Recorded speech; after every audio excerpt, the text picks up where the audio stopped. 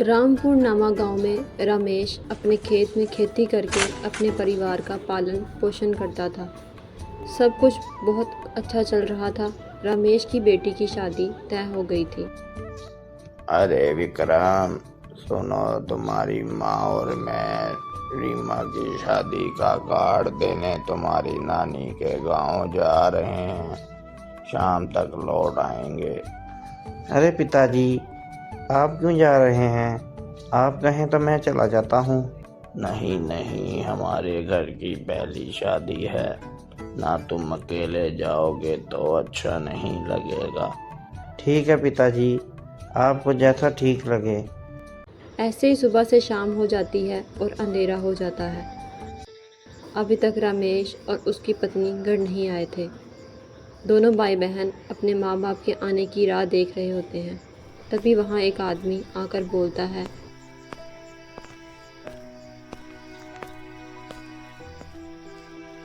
अरे विक्रम, गजब हो गया। जिस बस से तुम्हारे माँ बाप वापस लौट रहे थे, उस बस का खाई में गिरकर एक्सीडेंट हो गया है। और पता चला है कि उस बस में जितने भी पैसेंजर थे, सब मारे गए हैं। इतना सुनते ही रीमा और विक्रम के पैरों के नीचे से मानो ज़मीन ही खिसक गई हो और दोनों फूट फूट कर रोने लगते हैं। ऐसे ही 2-4 दिन बीत जाते हैं। एक दिन विक्रम का चचा उससे बोलता है, और बेटा, अब तुमको संभलना ही पड़ेगा। अब सारी जिम्मेदारियां तुमको ही निभानी होंगी।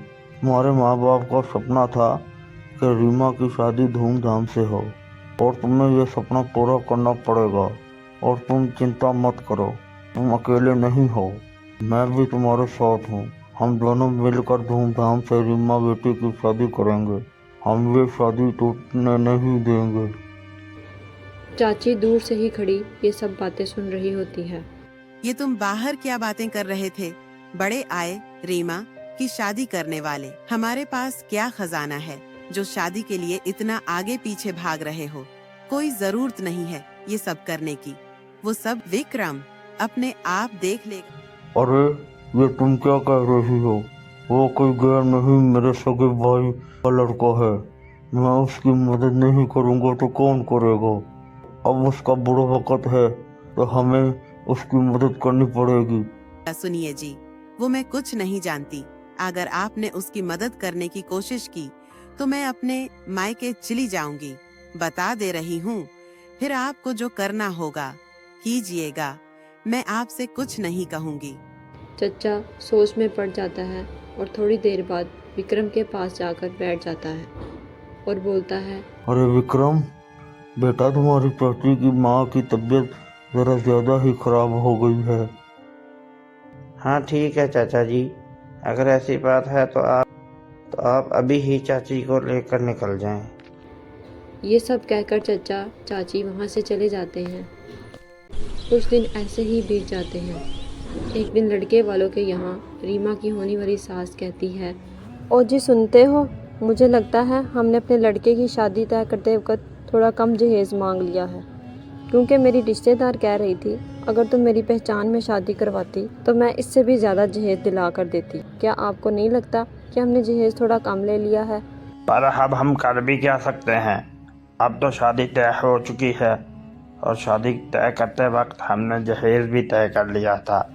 अब जहेज को बढ़ाया नहीं जा सकता। अगर ऐसा फिर बोलेंगे तो हमारे बारे में क्या सोचेंगे? अब हम कुछ भी नहीं कर सकते। पर आप अगर मेरी बात माने तो मेरे पास एक तरकीब है, क्योंकि जिस दिन रीमा के पिताजी जहेज़ लेकर आए थे तब विक्रम उनके साथ नहीं आया था। हम उसे कहेंगे कि तुम्हारे पिताजी ने 50,000 रुपये से सिर्फ 20,000 रुपये ही दिए थे। तुम सही कह रहे हो, यही अच्छा मौका है उनसे और पैसे निकलवाने का। मैं कल ही उनके घर जाता हूँ। अगली सुबह रीमा का होने वाला ससुर वहाँ पहुँचता है और बोलता है, अरे विक्रम बेटा, कैसे हो? मैं बहुत दिनों से आने का सोच रहा था, पर इतना सब कुछ हो गया तो तब मैंने शादी की बात को आगे नहीं बढ़ाना ज़रूरी समझा। लेकिन कभी ना कभी तो हमें यह करना ही पड़ेगा। अभी घर में तुम ही एक बड़े हो, तो तुम्हें ही सारे फैसले करने पड़ेंगे और तुम्हारे पिताजी की जगह पर अब तुम ही हो। हाँ बोलिए ना, क्या बात करनी है? वो क्या है ना, जब तुम्हारे पिताजी जहेज देने आए थे तो उन्होंने सिर्फ 20,000 ही दिए थे। 30,000 वो शादी से पहले दे देंगे, ऐसा वादा किया था।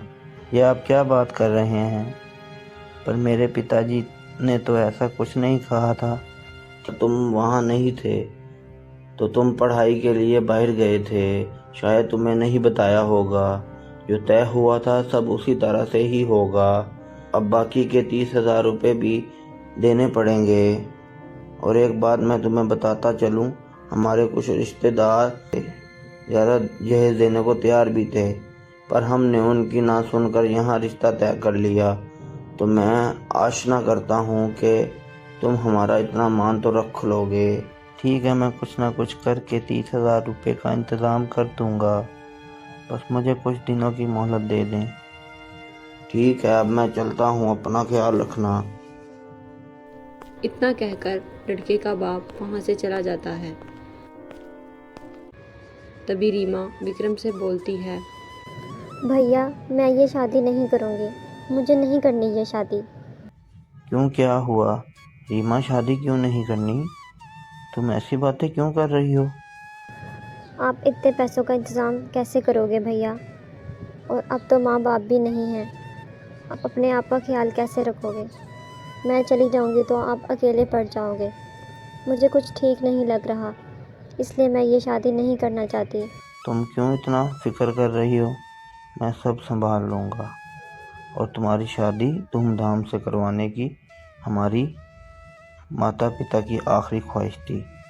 अगर तुमने ही मना कर दिया तो उनकी ख्वाहिश कैसे पूरी होगी? और तुम क्यों चिंता करती हो? मैं सब संभाल लूँगा।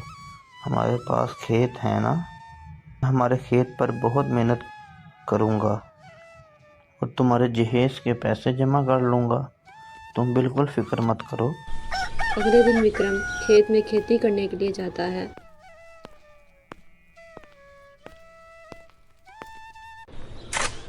तभी वहाँ पर सेठ प्रताप सिंह आकर बोलता है, रुको विक्रम, ये तुम क्या कर रहे हो? तुम इस ज़मीन पर खेती नहीं कर सकते। क्यों? प्रताप सिंह जी, ये ज़मीन मेरी है। मैं अपनी ज़मीन पर खेती क्यों नहीं कर सकता? ये ज़मीन तुम्हारी है ही नहीं, अब ये ज़मीन मेरी है। इसका क्या मतलब है? ये आप कैसी बातें कर रहे हैं? होश में तो है ना आप? मैं तो पूरे होश में हूँ, लगता है तुम ही होश में नहीं हो। अपने माँ बाप को खोने की वजह से तुमने होश खो दिया है। मेरी ज़मीन पर खड़े होकर मुझसे बहस करते हो। ये क्या बकवास है? ये ज़मीन मेरी है। आप इसे अपनी ज़मीन कैसे कह सकते हैं? क्योंकि तुम्हारे पिताजी ने मुझे तुम्हारी बहन की शादी के लिए ये ज़मीन बेचकर पैसे लिए हैं, इसलिए ये ज़मीन अब मेरी है। ये सरासर झूठ है। प्रताप सिंह, मेरे पिताजी ने तुमसे कोई पैसे नहीं लिए। अगर ऐसा होता तो वो मुझे बता देते। और वैसे भी मेरे पिताजी को पैसे लेने की ज़रूरत थी ही नहीं, उनके पास पैसे थे। अगर उन्हें पैसे ही चाहिए होते तो वो ज़मीन गिरवी रखते, ना कि उसे बेचते। ये सब नाटक मेरे सामने मत करो, ये तेरे लिए अच्छा होगा। ज़मीन अब मेरी है और इस पर तुम्हारा कोई अधिकार नहीं। निकलो यहाँ से। विक्रम गुस्से से घर जाता है।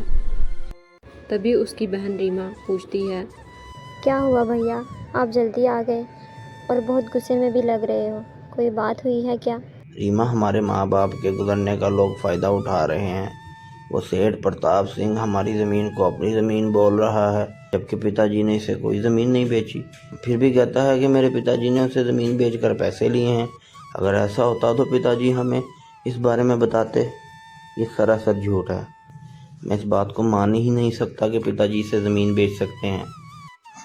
अरे वो ज़मीन कितनी पुरानी है पिताजी, कभी इस ज़मीन को बेच ही नहीं सकते। वही तो हमारे जीने का सहारा है।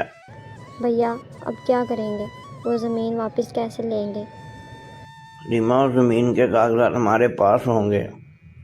जाओ जाकर देखो और मुझे दे दो। मैं अभी सरपंच जी के पास जाता हूँ।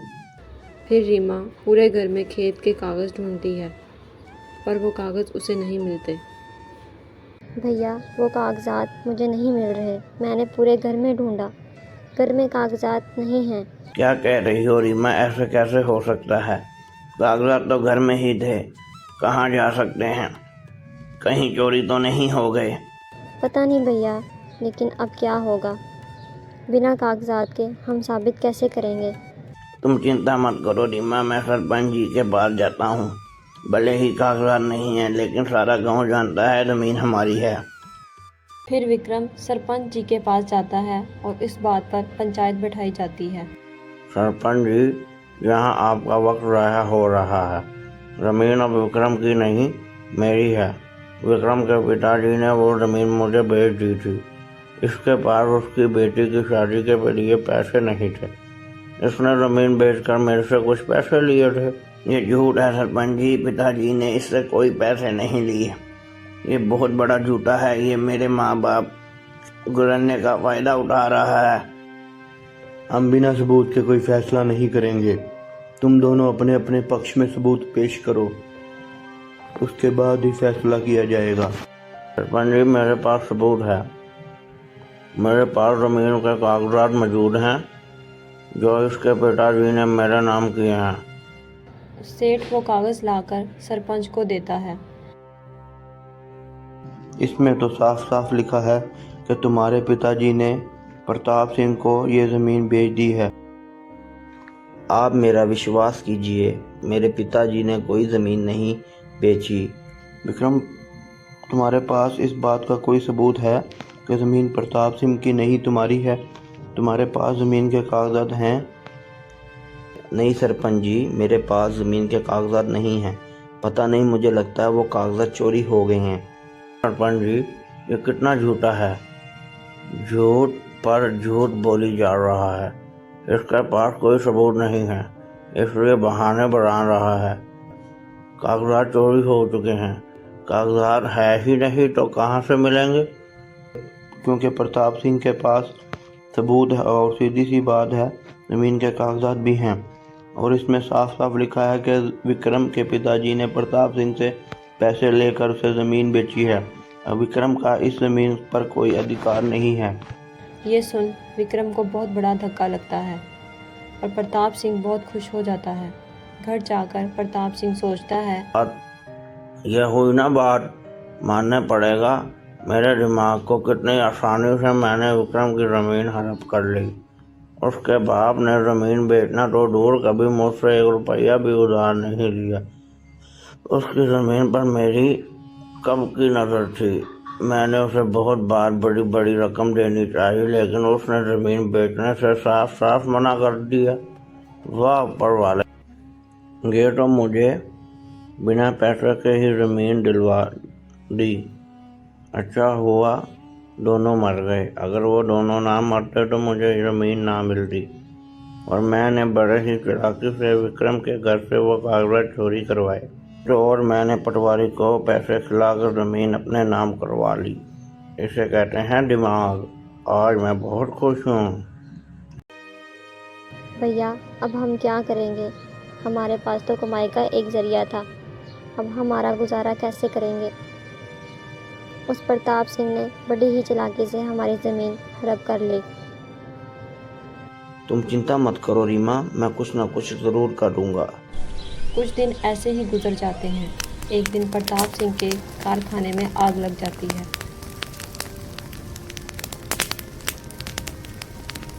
और उसका बहुत बड़ा नुकसान हो जाता है। ऊपर वाले, अब मैं क्या करूँगा? मेरे तो बहुत बड़ा नुकसान हो गया। इस कारखाने के लिए तो मैंने बहुत बड़ी बड़ी रकम बड़े बड़े व्यापारियों से उधार ली थी। इन्हें पैसे कहाँ से लौटाऊंगा? तभी उसके घर एक व्यापारी आ जाता है और बोलता है, प्रताप सिंह, तुमने अभी तक मेरे पैसे नहीं लौटाए। मैं अपने पैसे लेने आया हूँ, मेरे पैसे मुझे वापस चाहिए। अरे हरिराम, तुम्हें तो पता है कि मेरा अभी अभी कितना बड़ा नुकसान हुआ है। मैं जानता हूँ कि तुम आज पैसे लेने ही आए हो, लेकिन अभी मेरे पास पैसे नहीं। वक्त देखकर तो पैसे मांगो। मेरे ऊपर अभी बहुत बुरा वक्त आया है, मैं इस समय पैसे नहीं दे सकता। वो मैं कुछ नहीं जानता, मुझे मेरे पैसे अभी चाहिए। तुम्हारे कारखाने में आग लगी है, मैं जानता हूँ, लेकिन इसमें मैं क्या करूँ? मैं कुछ नहीं जानता, मुझे मेरे पैसे चाहिए। मेरी बात तो सुनो हरिराम, मुझे कुछ दिनों की मोहलत दो, मैं तुम्हारे पैसे जल्दी लौटा दूंगा। और मैं तुम पर भरोसा भी नहीं कर सकता, क्या पता कल को तुम पैसे देने से इनकार ही कर दो, इसलिए तुम्हें मेरे पास कुछ ना कुछ गिरवी रखवाना पड़ेगा। अब क्या करूं? मुझे कुछ ना कुछ इसके पास गिरवी रखवाना ही पड़ेगा, नहीं तो ऐसे नहीं मानने वाला ये। एक काम करता हूँ, विक्रम की ज़मीन हड़प की थी, उसके कागजात दे देता हूँ और वही ज़मीन गिरवी रख देता हूँ। इससे मुझे ज़्यादा फर्क नहीं पड़ेगा। अच्छा ठीक है, मैं अपनी ज़मीन तुम्हारे पास गिरवी रखता हूँ। मैं अपनी ज़मीन के कागजात लाकर तुम्हें दे देता हूँ, तब तो तुम कुछ दिनों तक इंतज़ार कर लोगे ना? ठीक है, फिर कुछ दिनों तक मेरे पैसे लौटा देना। फिर प्रताप सिंह अपनी ज़मीन के कागजात हरिराम को दे देता है और वो वहाँ से चला जाता है। कुछ दिन ऐसे ही बीत जाते हैं। एक दिन सेठ प्रताप सिंह के मजदूर खेत में काम करने के लिए जाते हैं। वही हरिराम आकर बोलता है, अरे रुको, तुम यहाँ काम नहीं कर सकते। क्यों? क्या हुआ सेठ जी, हम इधर काम क्यों नहीं कर सकते? क्योंकि ये ज़मीन अब तुम्हारे सेठ प्रताप सिंह की नहीं, मेरी है। इसने मुझे ये ज़मीन बेच दी है, अब ये ज़मीन मेरी हुई, इस पर प्रताप सिंह कोई अधिकार नहीं। तो तुम किस हक से यहाँ काम करने आए हो? निकलो यहाँ से। ये आप क्या बोल रहे हैं? हमारे सेठ ने तो हमसे ऐसा कुछ नहीं कहा। ये ज़मीन का सौदा कब हुआ? ये मैं तुम्हें बताना ज़रूरी नहीं समझता, अपने सेठ जी से जाकर पूछो। और हाँ, निकलो यहाँ से और आइंदा मेरी ज़मीन पर पैर रखने की हिम्मत ना करना। फिर सेठ प्रताप सिंह के पास एक मजदूर जाकर सारी सच्चाई बताता है। प्रताप सिंह ये सुनकर आग बगोला हो जाता है। और हरिराम की इतनी हिम्मत! मैंने उसके पास अपनी ज़मीन गिरवी रखी थी और कुछ दिनों की मोहलत मांगी थी, बदले में उसने तो मेरी ज़मीन ही हड़प कर ली। मैं भी देखता हूँ वो मेरी ज़मीन कैसे लेता है। मैं अभी उसके पास जाता हूँ। ये क्या है हरिराम, तुमने क्या नाटक लगा रखा है? तुमने सुबह मेरे मजदूर को काम करने से क्यों रोका? और तुम क्या कह रहे थे कि वो ज़मीन तुम्हारी है? उसमें क्या झूठ है, वो ज़मीन सच में मेरी है। अगर मेरी ज़मीन पर कोई और काम करने आएगा तो मैं उसको रोकूंगा ना। तुमने ही तो ज़मीन मेरे नाम की है। ये सब क्या है? झूठे मक्कार! मैंने कब ज़मीन तुम्हारे नाम पर की? वो ज़मीन मेरी है। और भला मैं अपनी ज़मीन तुम्हारे नाम क्यों करूँगा? क्योंकि तुमने उसके बदले मेरे से पैसे लिए हैं। तुम्हारे पास देने के लिए पैसे नहीं थे, इसलिए तुमने अपनी ज़मीन मेरे नाम कर दी। अब उस ज़मीन पर तुम्हारा कोई अधिकार नहीं, वो ज़मीन मेरी है। तुम ऐसे नहीं मानोगे। मैं अभी सरपंच जी के पास जाता हूँ। अब इस बात का फैसला पंचायत में ही होगा। फिर दोनों सरपंच जी के पास पहुंचते हैं। सरपंच जी, इसने धोखे से मेरी ज़मीन हड़प कर ली है। ये मेरी ज़मीन को अपनी ज़मीन बता रहा है। सब जानते हैं कि वो ज़मीन मेरी है। मैं भला अपनी ज़मीन किसी और को क्यों बेचूंगा? नहीं सरपंच जी, ये बहुत बड़ा झूठा है। इसने मेरे से पैसे लिए थे और बदले में उसने अपनी ज़मीन मेरे नाम कर दी, क्योंकि ये बात सबको पता है कि इसके कारखाने में आग लग गई थी। इसे बहुत बड़ा नुकसान हुआ था, इसीलिए इसने इसके पास मुझे देने के लिए पैसे नहीं थे। तो उसने अपनी ज़मीन बेचकर मेरा कर्ज भी लौटा दिया। अब ये झूठ बोल रहा है कि इसके दिल में लालच आ गया है और ये मेरे से अपनी ज़मीन वापस पाने के लिए साजिश कर रहा है। साजिश मैं नहीं, साजिश तो रच रहा है। तू बहुत बड़ा झूठा है। देख भाई, हम बातों पर नहीं सबूत पर यकीन करते हैं। तुम्हारे पास इस बात का कोई सबूत नहीं। ये जमीन तुम्हारी है। जो भी तुम्हें सबूत देगा फैसला उसी के पक्ष में सुनाया जाएगा। मैं अभी कागजात लेकर आता हूँ, अभी दूध का दूध और पानी का पानी हो जाएगा।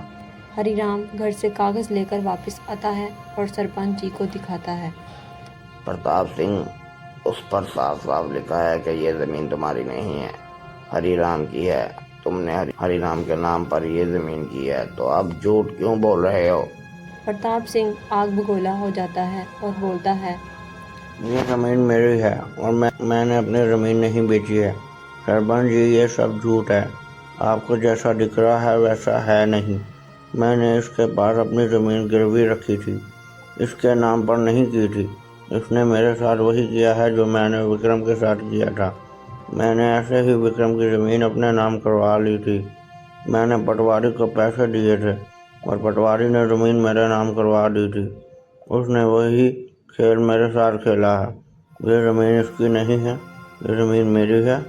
इसने भी पटवारी को पैसे देकर ये ज़मीन अपने नाम की है।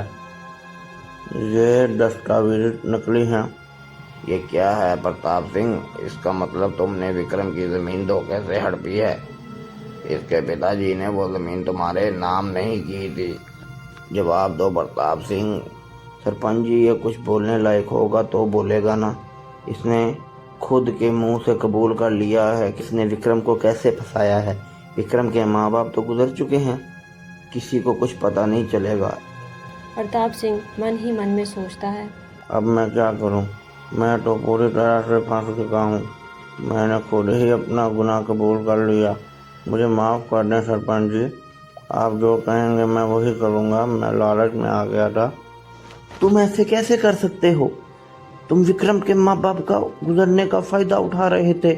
प्रताप सिंह, अभी के अभी विक्रम के सारे कागजात वापस करो। और इतना ही नहीं, तुम्हें विक्रम को इतने दिनों तक ज़मीन ना देने की वजह से उसका जो नुकसान हुआ है, उसके नुकसान की भरपाई भी तुम्हें ही देनी पड़े। आपका बहुत शुक्रिया, बहुत बहुत शुक्रिया। अगर आप न होते तो मैं अपनी ज़मीन कभी वापस नहीं पा सकता था। प्रताप सिंह ने तो मुझे पूरी तरह से फंसा दिया था। आपका ये एहसान मैं कभी नहीं भूलूंगा। आपने मेरी बहुत बड़ी मदद की है। दोस्त के लिए क्या इतना भी नहीं कर सकता? तुम अब चिंता मत करो, अब चिंता की कोई बात नहीं। तुम अपने खेत में खेती करो और मेहनत करो। आगे कुछ दिन ऐसे ही गुजर जाते हैं। एक दिन विक्रम के घर लड़के वाले आते हैं। विक्रम उन्हें जहेज के पैसे देने वाला होता है कि तभी वहाँ पे हरिराम आकर बोलता है, आगे बढ़ो। रुक जाओ विक्रम, इन्हें पैसे देने की कोई जरूरत नहीं है।